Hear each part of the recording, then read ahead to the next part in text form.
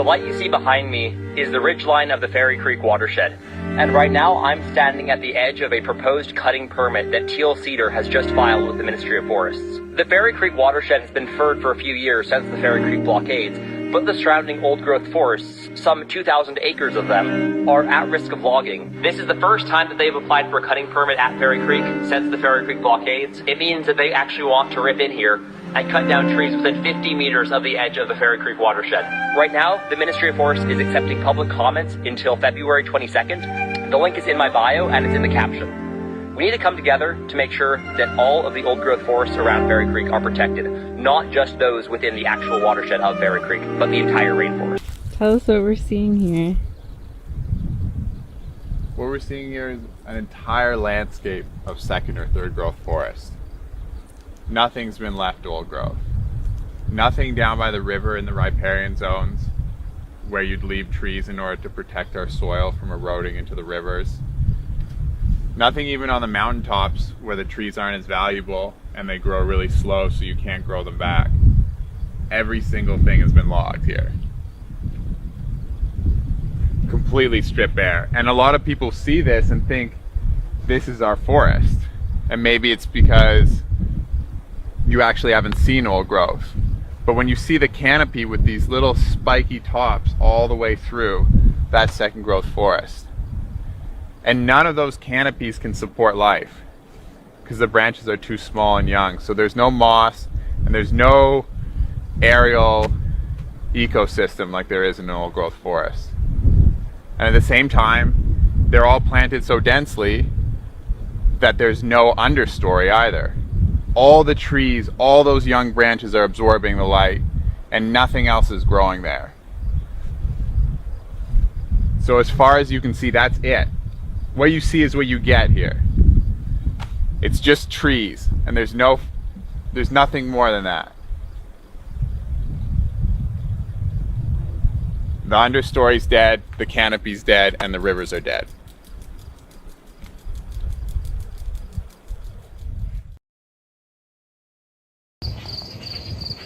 My name is Gavin Mounsey. I'm an author, regenerative garden designer, and lifelong apprentice to Mother Nature. I'm here today to talk about the last few ancient primary forests that are left in Canada. Now, some of the most productive forests, some of the most ancient trees that are providing the most biodiversity, the most medicinal compounds, and the most inspiration for the senses and for opportunities to learn from nature exist on the West Coast. That's what's left on Vancouver Island, now less than 2% of the original primary old-growth forest.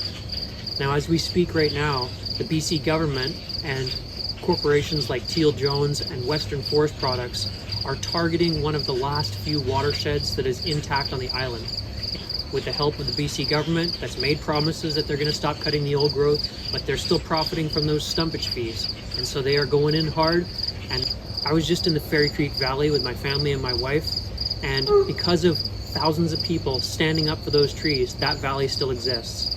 It's an extremely rare watershed valley in southwestern Vancouver Island, where the entire primary ancient forest is intact in that watershed. Now, I went into the heart of that valley. I saw the symbiosis that was taking place between the 1,000-year-old western cedars and the hemlock. I saw them having a symbiosis with the blueberries and the huckleberries. That land was producing copious amounts of food, and there was such a diverse array of different beings that were living there, from bear dens directly under 1,000-year-old cedars that are carrying the salmon up from the river, fertilizing the forest and allowing those trees to get that big, to the heron, to the signs of wolverines, to the elk that we saw up there. So many beings call that place home, and they have nowhere else to live in BC because we have chopped down the majority of the primary forests. Now, within that watershed, what I saw was a model that we can learn from for our food production systems. So I was in there researching for my next book. I'll share with you a few key points I learned while I was in the ancient forest watershed of Fairy Creek. 1, those ancient trees have a symbiotic relationship with the ocean, and they are critically important for salmon habitat and kelp forests. Now, if you understand the importance of kelp forests in the context of production of the Earth's oxygen and the maintenance of the carbon cycle and all the other ocean life that depend on those kelp forests, you're going to understand how important it is to keep those ancient forests intact. Now, from a purely selfish human standpoint, if you want salmon, you need ancient forests. Now, what biologists learned recently is that ancient trees, as they drop their leaf litter and as they protect the waterways, they create a system that is carrying iron down from the earth into the ocean estuaries and seeding the phytoplankton, seeding the kelp forests, and becoming the foundation of ocean life. This becomes the foundation for salmon that then can come back upstream and are then carried inland by the hawks, by the eagles, by the bears, and the heron to allow those trees to get to the size that they did. Because without those ocean minerals of phosphorus and calcium, those trees can't get to the size that they did. So there's an intricate connection between those forests. Now the people in what's now called Ireland and England learned the lesson the hard way when they chopped down all the ancient oak forests centuries ago, and now the streams and rivers no longer have the protection of the trees, they no longer have the nourishment of the iron given to the ocean, and their salmon stocks are plummeting. So one of the things we have to understand that if we chop down these ancient tree watersheds like the Wild Brown Valley, like Fairy Creek Valley, we are crippling the mineral cycle that goes to the ocean that becomes the salmon run that comes back up to us.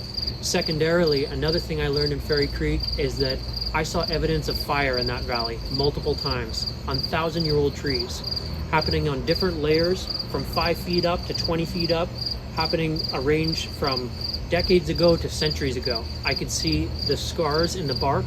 I could see where the lightning struck a small tree. I could see where it sparked up through the small trees. It burned for maybe 100 feet, 200 feet, and then because of the spacing of those ancient trees and the thickness of their bark and the amount of moisture they retain and the moss and lichen on their branches, they put out those forest fires.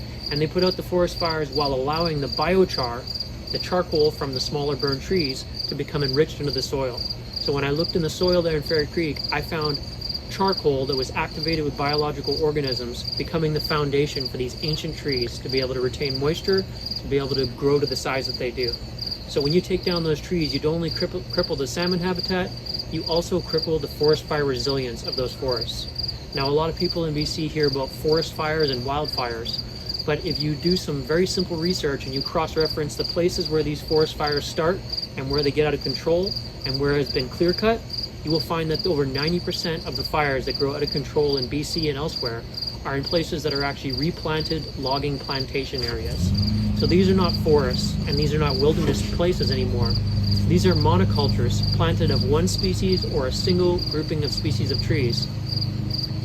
And because they're planted so closely together and are all the same age, they are susceptible to catastrophic fire.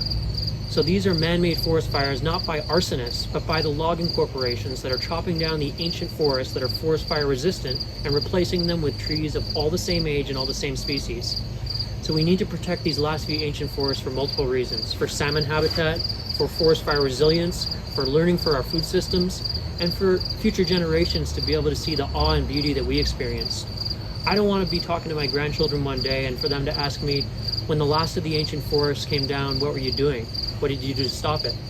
I want to be able to tell them that I did everything in my ability to preserve these forests for future generations.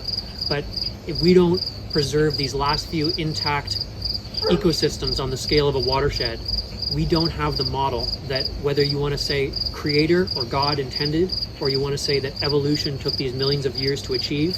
This is the pinnacle of all of the symbiosis of nature expressed in a peak ecosystem, a climax forest ecosystem. All the symbiosis there, the layers that are taking place, they can offer us much wisdom for how we grow food and how we interact with nature around us. But if we get rid of it, if we allow the greed to overtake us, we allow our passivity and our apathy to not take action, these forests will be gone for future generations. Now, I'm asking for you to go to the description section where you can see a link to where I've written an article about what's at stake with these last few primary forests and how you can help support them, and share this out on your social media, because nefarious actions like this to target the last few remaining primary watersheds can only go on in the dark, because the people who are involved in it are cockroaches, to be honest. You can't target the last few primary old growths when there's so much second and third growth at this point late in the game. There's been forests regrowing for hundreds of years now, whether naturally or planted. So there's forests for all the lumber needs that we need without cutting the last few primary old growths. The reason they're targeting that is because they're making that much more profit from it. So there is no losing the jobs for logging families by not cutting these last few primary blocks. This is all about greed from the government and the corporations. We need to call it out for what it is. We need to protect what's left for future generations. Check out the description section for more information. The large-scale industrial logging of old-growth forests in British Columbia is happening right now. It's not something of the past. BC's old-growth trees are some of the biggest and oldest living organisms that have ever existed in Earth's history, with trees second only to the US redwoods in grandeur. To come across some of the most endangered stands of these very scarce forest giants and to cut them down, today is like coming across a herd of elephants and slaughtering them all for their ivory. It's an outdated practice, it's not supported by the vast majority of British Columbians, and it's not justifiable considering that there's already a second growth alternative that dominates the landscape of most of southern British Columbia. Groves like the one we're in today, the Eden Grove near Port Renfrew, have become so extremely rare and are also the areas that are most targeted by the logging industry. Oftentimes we arrive only to find that the area has already been surveyed for logging, or worse, the trees have been cut down and it's simply a sea of giant stumps. These are ecosystems that evolve over thousands of years. These trees can be also just as old. Yet, in a matter of days or weeks, a forest like the one we're standing in today can be cut down, never to be seen again in the same way. As you're watching this, some of the last old-growth rainforests across British Columbia are falling. Premier Horgan, you promised to protect them. If you're committed to work with Indigenous peoples, stop the logging of old growth immediately. while you're dragging your feet, Elders, Youth teaches. scientists are going to jail. do the right thing. Defer logging in all at-risk Old-growth forest. not in 3 years. Today, right now. The world is watching.